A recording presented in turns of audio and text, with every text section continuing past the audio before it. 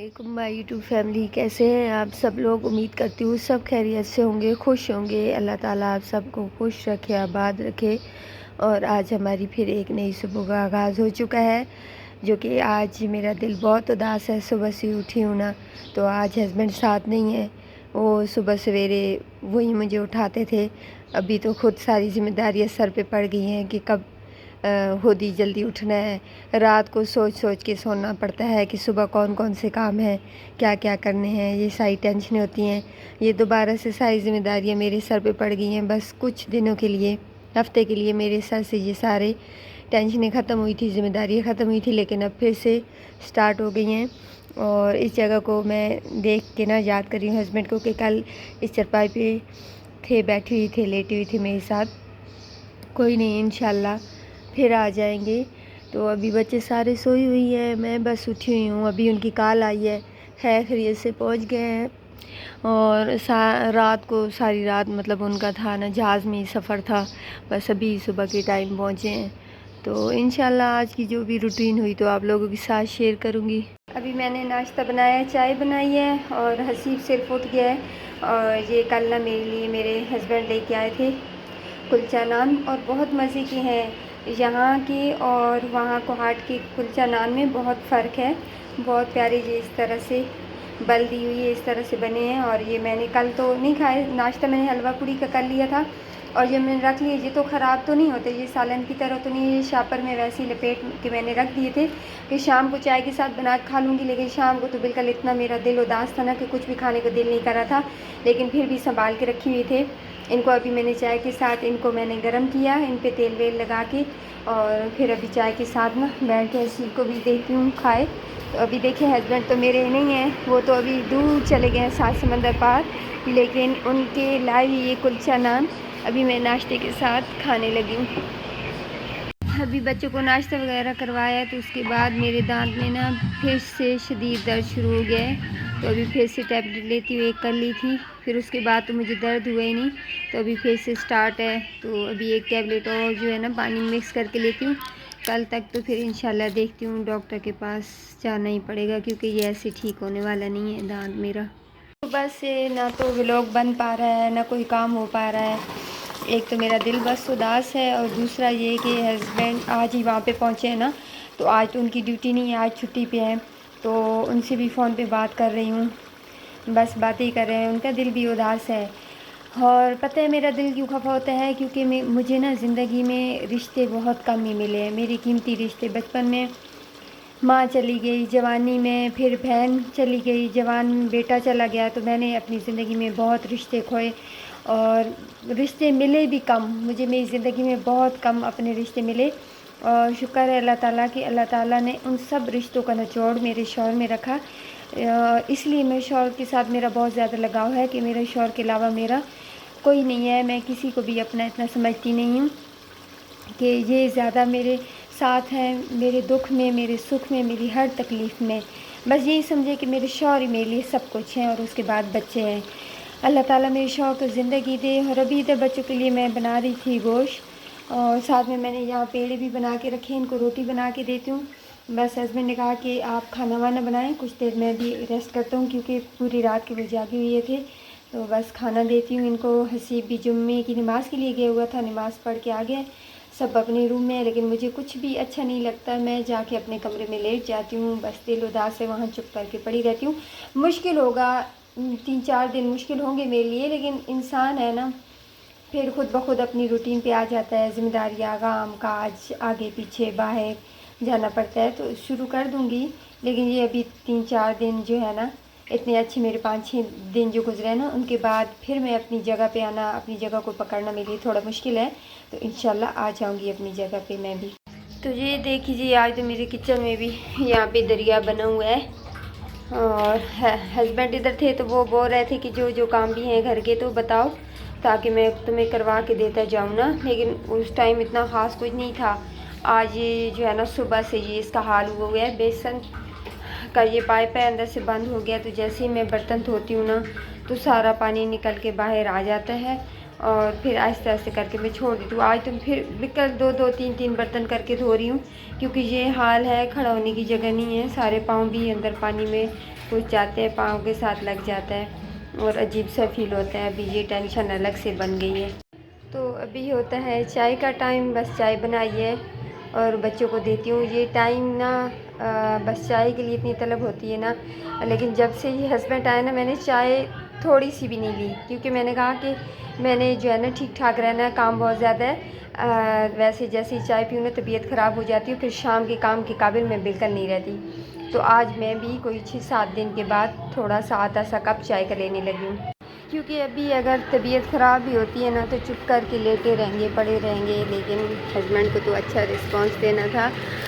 ये बुके देखें, वैसे का वैसे पड़ा है, खुश्क हो गया है। कितनी खुश थी मैं, पिछले जुम्मे को ये मैंने लिया था अपने हस्बैंड के लिए, उनको खुशी खुशी दिया था और अब ये यहीं रह गया।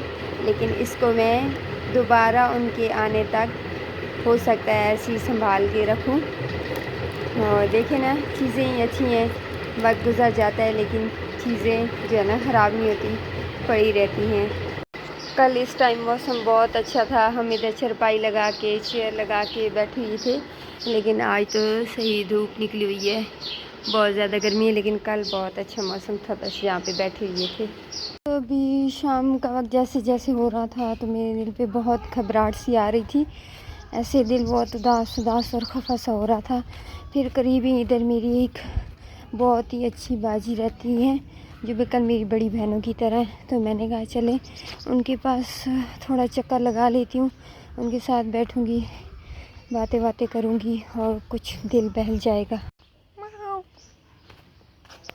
ये चप्पलें आज फिर मैं पहन के आ गई हूँ ना, तो इनमें मेरे पाँव को बहुत दर्द होता है। ये साइड कितनी खुली है ना, बंदे को सुकून आ जाता है। पहले अभी इधर से तो जाने लगी हूँ, मगरिब की अज़ानें होने वाली हैं। आज मेरा वैसे इरादा था शामी कबाब बनाने का, तो देखती हूँ अगर तबीयत सेट हुई तो बनाऊँगी, नहीं तो फिर कल। लगता है ये शादी वाला घर है, लाइटें वाइटें लगी हुई हैं। अभी इधर कुकर में मैंने गोश्त निकाला है और उसको मैंने निकाल के पहले से रखा हुआ था, क्योंकि बिल्कुल बर्फ़ बना हुआ था ना, क्योंकि इरादा तो मेरा शामी कबाब का था। बहरहाल शुरू कर देती हूँ, जहाँ तक हिम्मत हुई तो कर लेती हूँ। अभी इसमें प्याज लहसुन सारा कुछ कट करके डालती हूँ। ये शामी कबाब के लिए सारा कुछ इसमें मैंने कट करके कुकर में डाल दिया। और चने की दाल को मैं अलग से बॉयल करती हूँ। और ये है कि एंड टाइम पे अभी मैंने देखा है ना, तो शामी कबाब मिसाले का डिब्बा तो मैंने लेके रखा ही नहीं था, बिल्कुल भूली हुई थी अपने हस्बैंड के आने की खुशी में। तो अभी देखा वो हंसी को बाइक शॉप पे भेजा, मैंने कहा ले आए, तो फिर उसमें शामिल करके इसको फिर चढ़ाते हैं। और अभी मैं आप लोगों को दिखाऊं कि मैंने बर्तन धोने का सेटअप कहाँ पे अभी बनाया फ़िलहाल, क्योंकि वहाँ पे बहुत मुश्किल हो रही थी। यहाँ पे मैंने सारे बर्तन इकट्ठे किए कि यहाँ पे आसानी से धो लेती हूँ। दरवाज़ा भी बची गए हैं तो खुला हुआ है, तो यहाँ पे आसानी से बैठ के ना धो लूँगी। वहाँ पे तो बार बार वो बंद हुआ पड़ा है। आज बस उसमें कुछ तेज़ाब वगैरह डालती हूँ ना, ताकि सुबह तक वो खुल जाए। अभी ये गोश्त वगैरह की शायद चिकनाई वगैरह अंदर जमी हुई हो। ये साल में एक न एक दफ़ा ज़रूर मेरा बेसन का पाइप बंद होता है।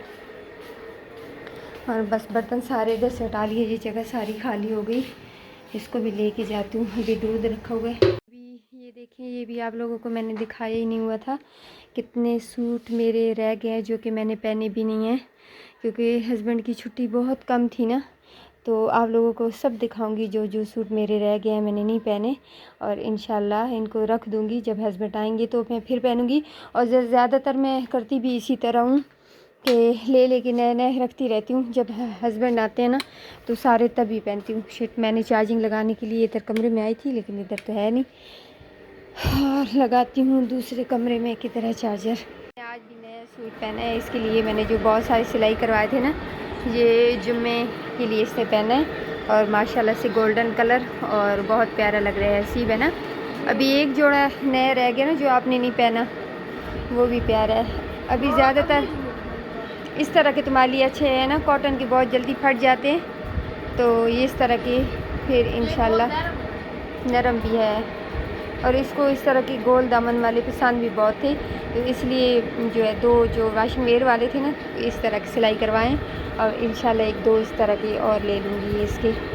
अभी इसको मैंने कुकर को खोल दिया है, इसका पानी काफ़ी खुश्क हो चुका है, बस थोड़ा सा रह गया है, इसको भी सही खुश करूँ। और दाल इधर से मैंने अलग से चढ़ाई हुई है, बस ये पानी जैसे ही खुश्क होता है ना, इनको ठंडा करती हूँ। चलिए जी, ये इसको मैंने ग्राइंड भी कर दिया। ये मेरी कीमे वाली मशीन है, अभी इसकी हालत भी देखें मैंने कितनी ख़राब कर दी।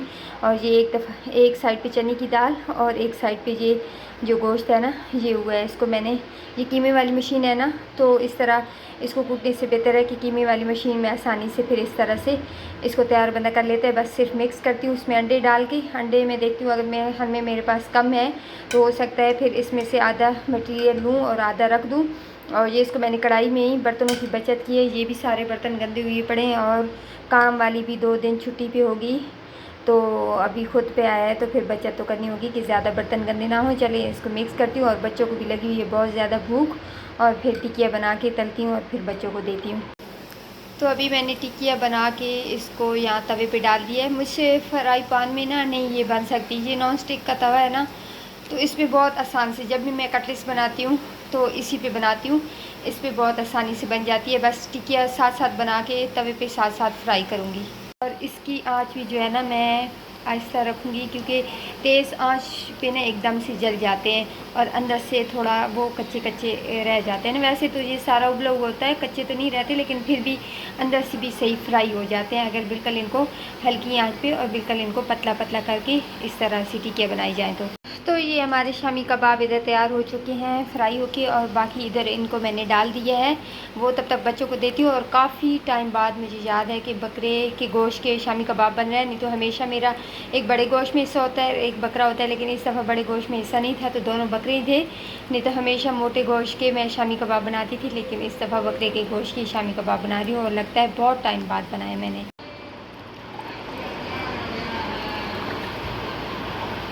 शामी कबाब के साथ साथ कोक तो बनती ही है। सब बच्चों ने कोक भी पी लिए, बस मेरा हिस्सा उन्होंने बचा के रखी हुई थी। कबाब वगैरह भी खा दिए और मुझे भी कोक बहुत ज़्यादा पसंद है। छोटी ईद पे तो मैंने कोक के 3 कॉटन ख़त्म किए थे, लेकिन इस हस्बैंड आए हुए थे ना तो वो उसने नहीं पीने दी, क्योंकि कहते हैं कि नुकसानदेह है। लेकिन गोश्त, कढ़ाई, कबाब, पुलाव, बिरयानी, उसके साथ तो कोक बहुत अच्छी लगती है। और इसी के साथ मैं कोक साथ साथ पीती हूँ और इसी के साथ मैं करती हूँ अपने व्लॉग का एंड। हो सकता है कि आज का ये व्लॉग इतना कुछ ख़ास तो था नहीं मेरी नज़र में, लेकिन फिर भी मैंने बनाया आप लोगों के लिए। तो इसको ज़रूर जी लाइक किया करें, शेयर करें और सब्सक्राइब करें। आप लोग देख लेते हैं लेकिन लाइक नहीं करते, तो प्लीज़ लाइक किया करें और सब्सक्राइब भी करें और शेयर भी करें। इंशाल्लाह मैं फिर आपसे एक बार फिर मिलूँगी अपने एक नए व्लॉग में। तब तक के लिए अल्लाह हाफ़िज़।